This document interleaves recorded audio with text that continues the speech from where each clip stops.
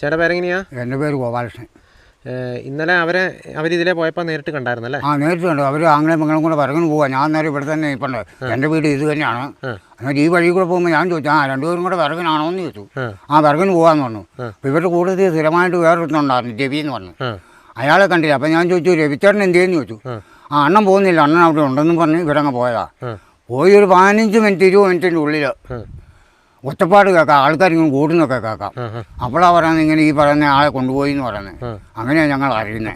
കടുവയെന്ന് മനസ്സിലായോ? കടുവയെന്ന് മനസ്സിലായി. വെടി വെച്ചു. അവർ ഈ കാടന്മാർ വലിച്ചുകൊണ്ട് പോയ പാട് കണ്ടിപ്പന്മാർ പുറകെ ആൾക്കാരും കൂടെ പുറകെ ചെന്നു.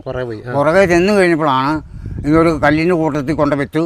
എന്നിട്ട് ഇവർ വെടി വെച്ചപ്പോഴാണ് ഇട്ടിട്ട് പോയത്. ഇട്ടിട്ട് പോയത്.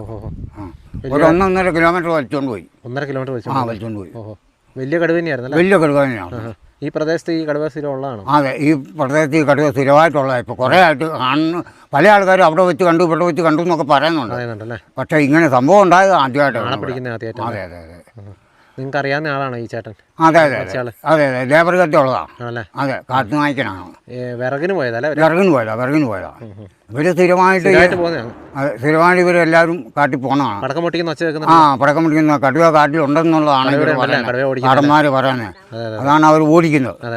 അങ്ങനെ പടക്കമൊക്കെ പൊട്ടി അവരും മനുഷ്യരല്ലേ, പേടിച്ചിട്ടാണല്ലോ കാടന്മാരും പോകണത്. അപ്പോൾ പടക്കമൊക്കെ പൊട്ടിച്ച് ഇങ്ങനെ അവർ പോയി നോക്കുവാണ്. ഇങ്ങനെ ഈ ഒറ്റ കേട്ടാൽ അങ്ങ് കടന്നു പോയാൽ പൊക്കോളുമല്ലോ. അതാണ്. ചേട്ടൻ്റെ വീടിൻ്റെ അവിടെ നിന്ന് കുറച്ച് ദൂരം മാത്രമേ ഉള്ളൂ. എനിക്ക് ഇവിടുന്ന് അല്ല, ഒരു 100 മീറ്റർ കൂടുതൽ വരികയല്ലേ. ഒരു 100 മീറ്റർ കൂടുതൽ വരികയല്ല എൻ്റെ വീട്ടിൽ നിന്ന്. അത്രയും അടുത്ത് തന്നെ. വളരെ ദാരുണമായ ഒരു സംഭവം. അതെ അതെ, വളരെ ദാരുണമായ ഒരു സംഭവം ഇത്. ഇതുപോലെ ഇതിന് മുന്നേ കടുവ ആളുകളുടെ നേരെ വരുന്ന സംഭവം? ആളുകൾ നേരെ വന്നതായിട്ട് അറിയത്തില്ല. ഇവിടെ പല പ്രാവശ്യം മൃഗത്തെ മുൻകാലങ്ങളിലൊക്കെ പിടിച്ചിട്ടുണ്ട്. പശുവിനെയൊക്കെ പിടിച്ചിട്ടുണ്ടല്ലേ? പിന്നെ ഇപ്പോൾ ഇത് അതിൻ്റെ പ്രജനന സമയം കൂടെയാണല്ലോ അല്ലേ? അതെ അതെ, അതാണ് ഇപ്പോഴത്തെ ഒരു സമയം. അതുവരെ ഇനി ഒരു 3 മാസത്തിന് അവരുടെ ഒരു സമയമാണിത്. അപ്പം നിങ്ങളൊക്കെ പേടിച്ച്? അത് തന്നെ. അപ്പം ഞങ്ങളൊക്കെ നോക്കിയും കണ്ടുമൊക്കെയാണ് ഇവിടെ ജീവിക്കുന്നത്. ഇത് എന്ത് ചെയ്യാനാണ്? വനവും ഇതുമായിട്ട് വലിയ വ്യത്യാസമില്ലല്ലോ. എന്തോ? വനവും ഇതുമായിട്ട് വലിയ വ്യത്യാസമില്ലല്ലോ. അത് എൻ്റെ ഈ കാണുന്ന ഈ പെര ഒരു പ്രാവശ്യം കാട്ടാൻ പൊക്കിയതാ. ഇവിടെയോ?